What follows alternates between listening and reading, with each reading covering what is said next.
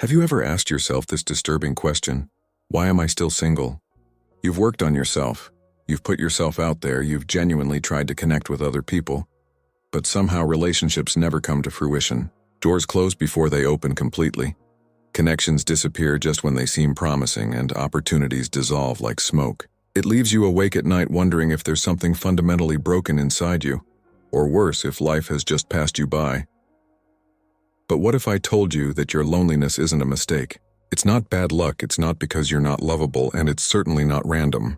According to Carl Jung, one of the most brilliant minds in the history of psychology, there are hidden psychological forces at work, forces that you can't see, but that shape every relationship pattern in your life. Today, I'm going to reveal 8 psychological truths that will completely transform how you view yourself in this chapter of your life. If you understand what Jung discovered, everything changes. Your waiting is not wasted. It is preparation for something you do not yet understand. 1. The hidden self you're running from. There is a part of you that never sees the light of day. It's that version of yourself that you hide not only from others, but especially from yourself. Jung called this a psychological territory where we deposit everything we consider unacceptable, shameful, or frightening about our own nature. Think of it as a mental basement where you throw everything you don't want to face. Your deepest fears, your repressed angers, your desires that you think are wrong, your weaknesses that you pretend you don't have. Here's the truth that no one tells you. As long as you run away from that part of yourself, your relationships will continue to fail. Why?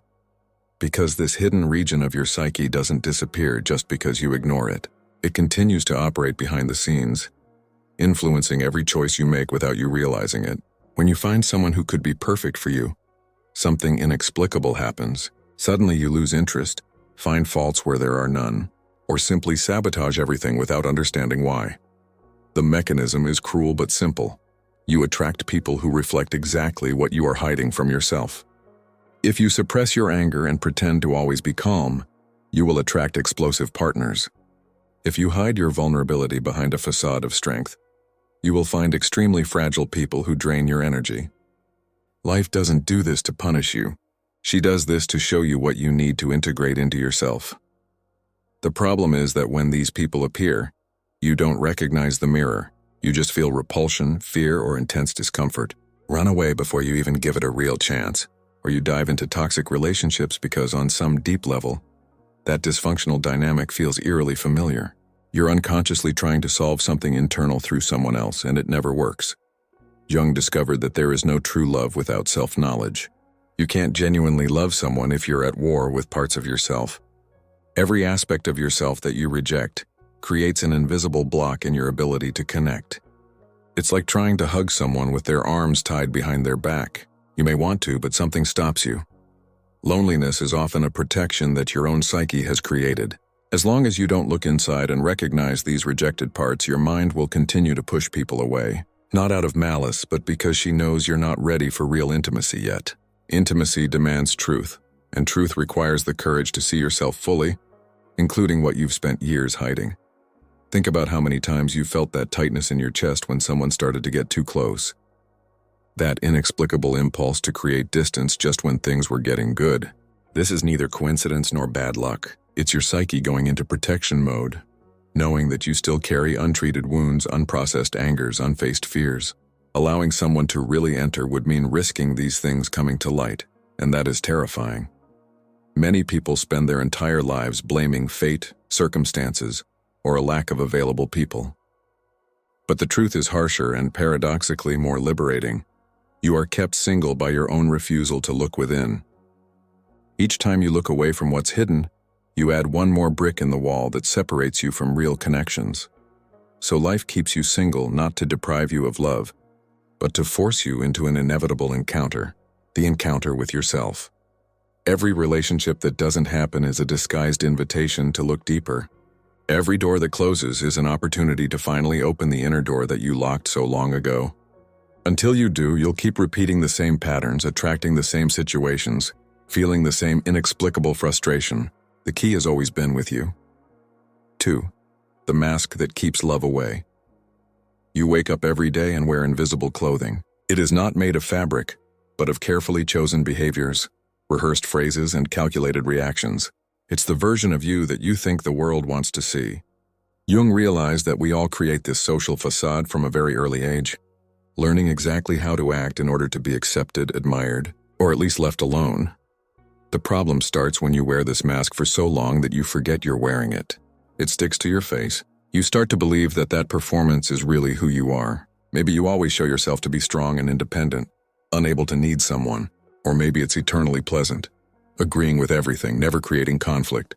You may project extreme success and confidence, hiding all insecurity. Whatever your version is, it's costing you a lot more than you think. When you enter the world of relationships wearing this mask, something bizarre happens. People fall in love with your performance, not with you. And you know it on some deep level, even if you don't admit it. This creates a paralyzing fear. What if I take off the mask and the person leaves? What if they find out who I really am and don't like it? This fear keeps you stuck in a vicious cycle.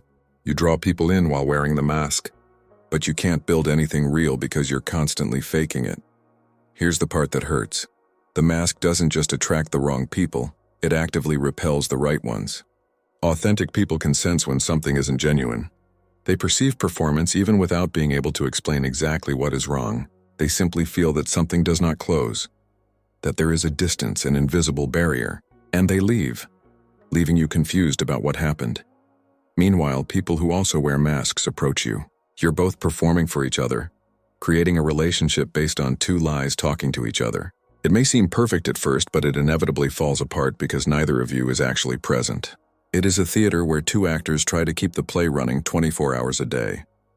Exhausting and impossible to sustain. The cruel irony is that you originally created this mask to protect yourself from rejection, but now it has become exactly what guarantees that you will be rejected, or worse, that you will never be truly known. You may have dozens of superficial connections, but none touch your soul because no one is really seeing your soul. They are only seeing the well-built facade that you present.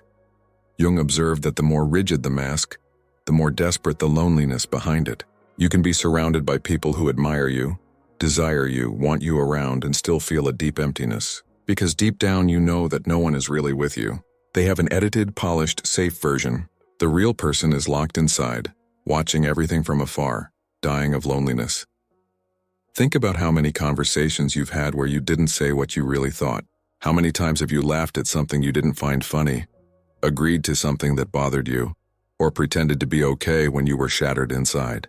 Each of these small betrayals of yourself reinforces the mask and increases the distance between you and any possibility of real love. Life keeps you single until you have the courage to show up as you really are. Not the edited version, not the best performance, not what you think it should be, just you, raw and imperfect. This terrifies most people because we have been taught that our truth is not good enough. We've spent years building these elaborate defenses, and the idea of dismantling them feels like social suicide. But Jung understood something fundamental. Real connection only happens between real people. Two masks cannot love each other. They may admire each other, respect each other, even desire each other, but true love requires authentic presence. It requires you to risk being seen exactly as you are, with all the flaws and contradictions. As long as you keep the mask on, you will continue to be alone even when you are with someone. The deepest loneliness is not being without anyone, it is being with someone and still feeling completely alone, because no one knows your true face. If this video made you see your solitude differently, it's because something inside you is still transforming. In the pinned link, you'll find the Jung Method, a guide to help you turn loneliness into inner growth. Let's continue. 3. Your childhood model for loneliness. Before you even learned to speak, you were already absorbing profound lessons about what it means to relate to another person. His childish mind watched every interaction between his parents, every moment of affection or absence from him, every fight, every reconciliation or cold silence. Jung understood that these experiences do not remain only in the conscious memory. They descend into much deeper layers of your psyche and create a template, an invisible script that you will follow for the rest of your life without even realizing it. If you grew up seeing conditioned love, where affection only came when you behaved in a certain way, your mind registered this as absolute truth. Now, as an adult, you unconsciously recreate that pattern. You only allow yourself to be loved when you are perfect, when everything is going well, when you have no problems. The moment things get tough or you show your flaws, you walk away yourself, expecting the rejection you've learned to anticipate. Maybe you've seen one of your parents always available and the other always distant, always busy, always somewhere else emotionally or physically. Without realizing it, you may be repeating just that. You approach people who are emotionally unavailable because that dynamic is familiar. Your brain recognizes that pattern and says, "This I know, this is love." Even if it hurts, even if it leaves you empty, it's the only kind of connection your psyche recognizes as real.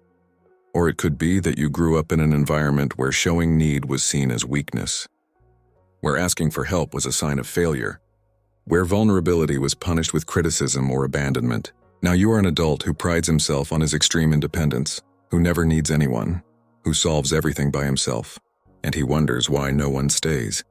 The answer is simple and painful. You have built walls so high that no one can get in, and you yourself cannot get out. Jung discovered something disturbing. We don't choose our partners based on who will make us happy. We choose based on who makes us feel something familiar, even if that familiarity is pain. If we grow in chaos, we will seek chaos. If we grow in emotional coldness, we will look for cold people. If we grow up being abandoned, we will look for people who will abandon us. Not because we like to suffer, but because our brain is trying to solve an old wound through new situations. The saddest thing is that when someone healthy, someone stable, someone genuinely available and loving finally appears, you feel bored. That seems wrong, dull, without chemistry. You make excuses. It's too good to be true. It doesn't have that spark. Something is missing. What's really missing is the family drama, the known pain, the destructive pattern that your brain has learned to associate with love. Many people spend decades chasing the same type of person, entering the same dysfunctional relationships, experiencing the same disappointments, and they blame bad luck, fate, the lack of good people available. But the truth is, you're operating with an emotional map drawn when you were 5 years old. You're using a frightened child's instructions to navigate adult decisions. Life keeps you single because as long as you don't revise these old instructions, you'll continue to build relationships on broken foundations. Each new beginning will fall apart in the same way, because you are using the same faulty bricks. There is no point in changing people if you do not change the model you carry inside you. Think about how many times you've found yourself repeating exactly the behaviors you swore never to repeat. How many times have you promised that it would be different this time, only to find yourself in the same situation months later? This is not weakness or lack of will. It is the immense power of these childhood models operating in you. They are like train tracks. You may want to go in another direction, but the tracks always take you to the same place. 4. The illusion you keep chasing. There is an image in your head, a perfectly constructed fantasy of what love should be like, what your ideal partner should look like, what a relationship should be like. You have cultivated this image for years. You feed it with movies, music, other people's stories, daydreams. Jung called this projection, and it's one of the most destructive forces when it comes to real relationships. The problem isn't having an idea of what you want. The problem is when that idea becomes more real to you than the real people in front of you. You meet someone and immediately start projecting your fantasy onto that person. He puts her on a pedestal, attributes qualities that she may not even have, ignores clear signs of incompatibility because he is in love with his own projection, not with the real person. In the first few days or weeks, everything seems magical. You have found your soulmate, the perfect person exactly as you imagined. But as time goes on, reality begins to crack the fantasy. The person shows who they really are, with defects, contradictions, their own needs that do not fit into their mental script, and you get disappointed, angry, confused. How can it not be what you imagined? How dare she be human when you needed her to be perfect? Here's the brutal truth. The person you're looking for doesn't exist. It never existed. It is a construction of your mind, a collage of impossible characteristics, an idealized version that no real human being could embody. As long as you pursue this illusion, you will reject every real person who comes your way. They're never going to be good enough because you're comparing flesh and blood to fantasy. Jung saw this happen over and over again. People destroying real possibilities of love because they were married to an idea. They'd rather be alone with their perfect fantasy than risk the disappointment of meeting someone imperfect. It's safer to love an illusion because it will never let you down. It will never challenge you. It will never require you to grow or change. But there is another side to this coin that is even more dangerous. Sometimes you project not what you want, but what you need to heal onto yourself. You see in someone everything you would like to be, confident, free, complete, and you fall in love with that projection, thinking that being with that person will make you feel the way they seem to make you feel. It is a desperate search for completeness through another human being. When that person inevitably fails to complete you because no one can do it for you, you get angry. He feels betrayed, deceived, but she never promised to be his salvation. You put that weight on her without even asking if she wanted to carry it. You have turned a complex human being into a tool to fix your own inner holes. Life keeps you single as long as you're chasing ghosts. While you're so busy looking for the person you imagined, you can't see the real people right in front of you. People who may not have all the items on their impossible list, but who have something much more valuable. Real presence, genuine humanity, the ability to truly connect. Think about how many times you've discarded someone because they were missing some superficial detail from your mental list. Wrong height, wrong job, wrong style, wrong timbre of voice. You were so focused on your list that you didn't get a chance to get to know who was really there. Maybe he missed someone incredible because he was blinded by his own projection of what he should be. The cruel irony is that the more specific your fantasy is, the lonelier you become. You've created a prison of expectations that no one can enter. And he calls it having high standards, when in fact it is simply a refusal to deal with reality. Real love doesn't happen in your head. It takes place in the messy, imperfect, and unpredictable world where real people live. Jung knew that as long as you don't let go of illusion, there is no room for the real. Their hands are too busy holding a costume to be able to hug a real person. You need to make a choice. Keep chasing what you'll never find, or open your eyes to what's available. One of them keeps you alone and right.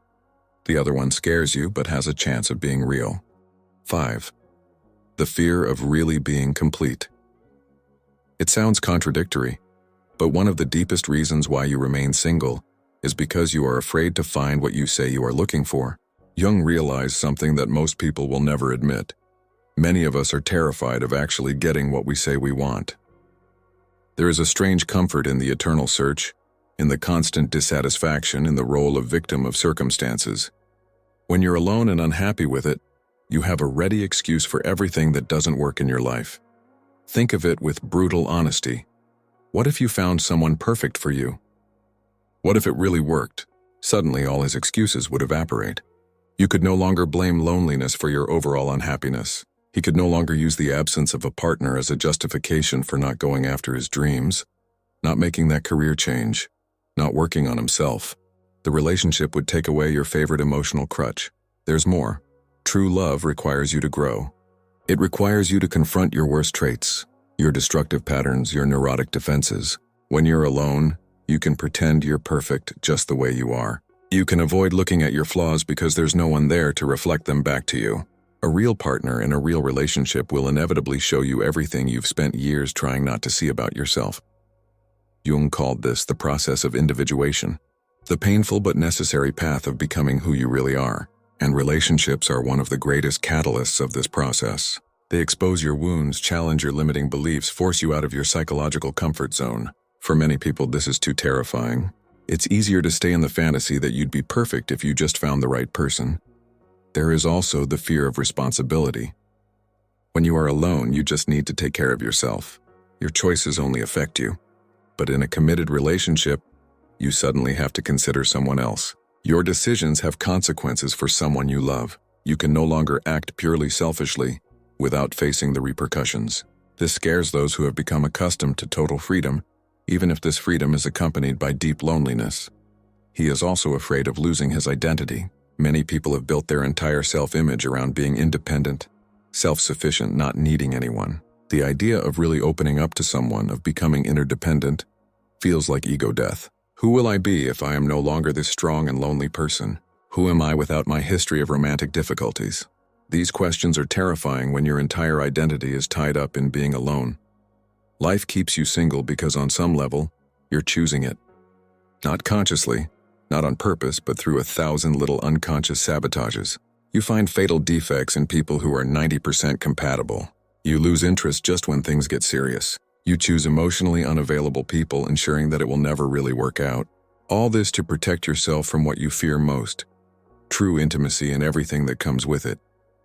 Think about how many times you've created unnecessary crises in relationships that were going well. How many times have you run away when someone has started to get too close? How many times have you chosen the safe option of loneliness over the daunting risk of vulnerability? Each of these choices seems protective in the moment, but it's actually trapping you in a cycle that you say you want to break. The truth is, part of you doesn't really want a relationship. He wants the idea of a relationship, validation, fantasy, temporary relief from loneliness, but you don't want the hard work, the painful growth, the brutal exposure, the necessary death of who you've been to become who you need to be. And as long as that fear remains unconscious, you'll keep wondering why nothing ever works, not realizing that your own hands are holding the door shut. 6. The wound you don't let heal. Everyone bears marks of the emotional battles they have faced. Relationships that ended, betrayals that broke you, rejections that marked you deeply, moments where you opened up completely and were destroyed by it. Jung understood that these experiences leave more than bad memories. They leave open psychological wounds that, if left untreated, will infect every new possibility of love that arises in your life. The problem is not that he was hurt. Everyone went. The problem is when you refuse to let that wound heal. You keep coming back to it, reminiscing, reinforcing the story of how you were a victim, keeping the pain fresh and pulsating. Every time you tell the story of how you were betrayed, abandoned, or rejected, you're not just remembering. You're reviving, reinfecting, making sure that wound never closes. You can even say that you have overcome it, that you have left it behind, that you are ready to move on. But her body and her psyche tell another story. Every time someone new approaches, that old wound screams alarms. Your nervous system panics. You start looking for signs that it will happen again. And you know what happens when you look for something with enough intensity? You find it even if you're not there. Jung saw this clearly. People carrying old wounds and projecting them into new situations. You know someone who has nothing to do with who hurt you, but your wounded brain sees similarities where there aren't any. One wrong word, one ambiguous gesture, one moment away, and you're already convinced that you'll end up the same. You protect yourself, you move away, you attack preventively. It destroys something that could have been good because it was fighting a ghost from the past. The wound keeps you trapped in a perpetual state of defense. You can't really be present with someone new because half of you are always looking back, watching, waiting for the pain to repeat itself. It's like trying to build a new house on the land where another one burned, but you refuse to clean up the rubble. Everything you build is contaminated by the ashes of what was destroyed before. There is also an identity that you have built around your wound. You became the person who was betrayed, the person who was abandoned, the person who suffered. That identity gives you a story, a reason for your struggles, even a strange form of power. You can use your wound as a shield and as a weapon. As a shield against having to risk again, as a weapon to justify his fear and his distance. But here's what Jung knew. As long as you hold on to that wound, it will define you. You will not be the person who loved and lost and learned and grew. You will forever be the victim, trapped in the moment of impact, unable to go beyond that point of pain. Your wound becomes your identity, and you unconsciously protect it because letting go of it would mean having to figure out who you are without it. Life keeps you single, not because you've been hurt, but because you choose to stay hurt. You lick the wound constantly, never letting the natural healing process happen. You tell the story over and over again, reinforcing the neural connections that keep the pain alive. You use your wound as an excuse not to try again, not to risk again, not to trust again. Think about how much time you've spent rummaging through that painful memory. How many conversations have you had where you brought back that old story? How much mental space do you dedicate daily to something that has been gone for years? All of that energy could be used to build something new, but you choose to use it to keep something dead alive. Jung said that not healing is a choice, even when it seems like it is not. Every time you refuse to look at the wound for real, process it thoroughly, learn from it and move on, you're choosing to remain stuck. And as long as you're stuck in the past, there's no room for a different future. Your wound occupies the place where a new love could be. You need to decide. Do you want to keep the familiar wound, or do you want to risk healing it and find out what is on the other side? 7. Your distorted image of love. You have an idea of what love is, but where did this idea come from? Jung discovered that within each of us there is an internal image, almost like a psychological model, of what masculine and feminine means, of what it means to love and to be loved.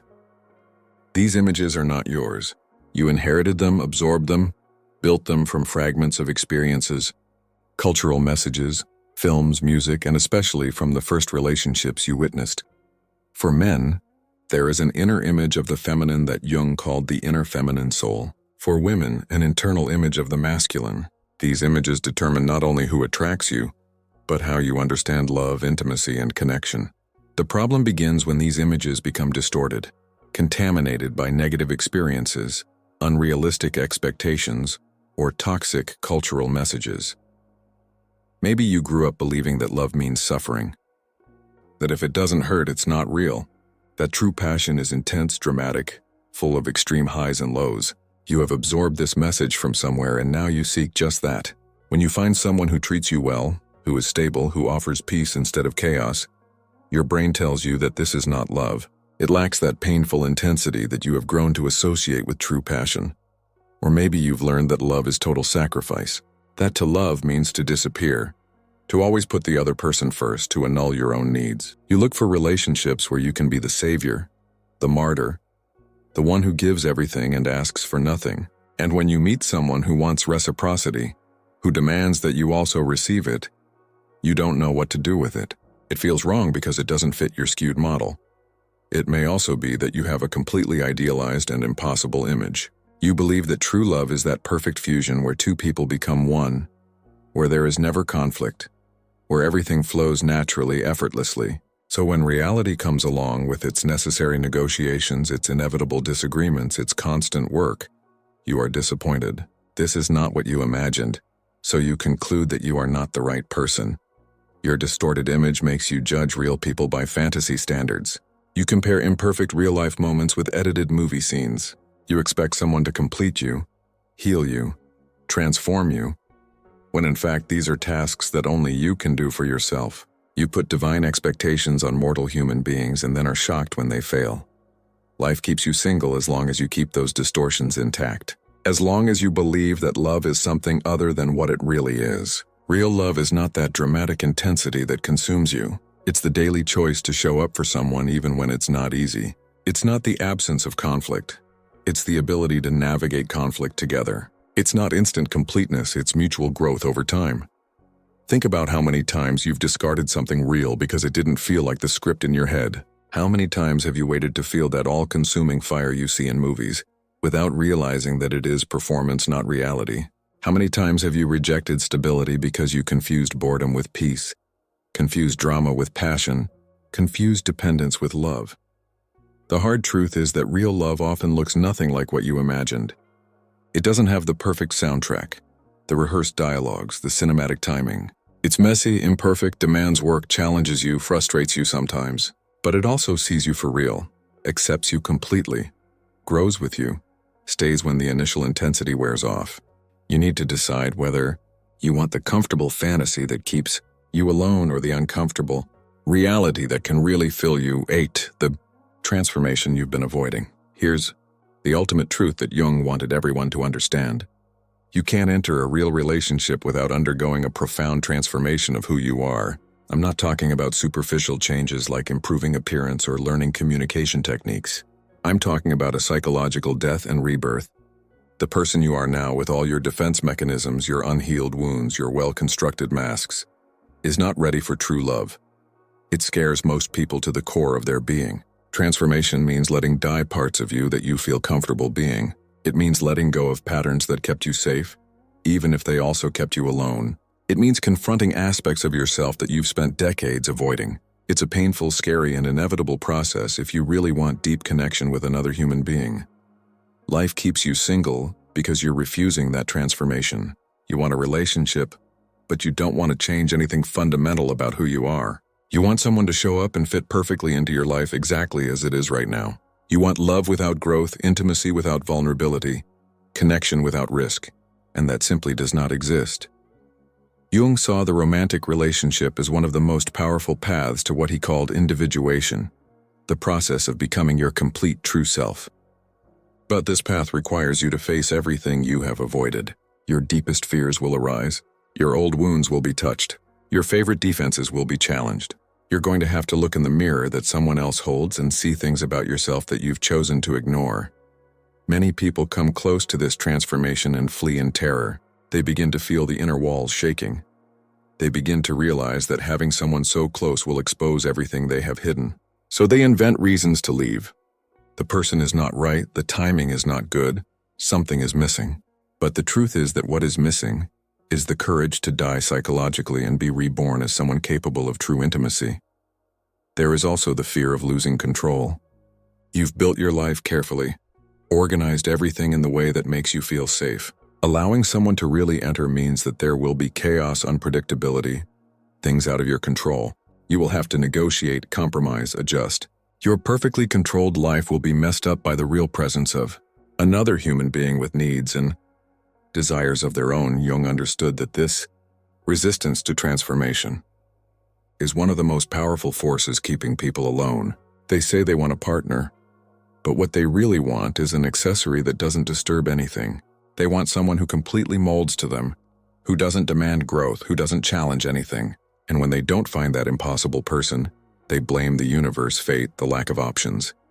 The transformation you're avoiding isn't optional if you really want love. You can continue to be exactly who you are now, with all your defenses intact and remain alone. Or you may have the courage to let go, to question everything you have assumed about yourself, to let old versions of who you were die so that something new can be born. That choice is in front of you every day. Think about how many times you've felt that pivotal moment where you could open up completely or close yourself off again. How many times have you chosen the familiar safety of your psychological prison over the terrifying risk of freedom? How many times have you preferred to stay small and safe instead of growing and taking risks? Each of these choices has kept you exactly where you are. Life is not denying you love. It's offering you a daily opportunity for transformation that you keep turning down. Each person who shows up and then leaves is an invitation that you declined. Every relationship that doesn't happen is a door you haven't walked through, because going through would mean leaving behind who you've been. Jung said that the greatest psychological work of any human life is to become who you really are, stripped of all false layers, healed of all wounds, free from all destructive patterns. And relationships are one of the biggest catalysts for this work. They force you to confront everything. You can continue to avoid this and remain alone but unchanged, or you may have the courage to transform yourself and discover that on the other side of this psychological death is not only the possibility of real love, but the possibility of finally becoming completely yourself. The choice has always been and always will be yours.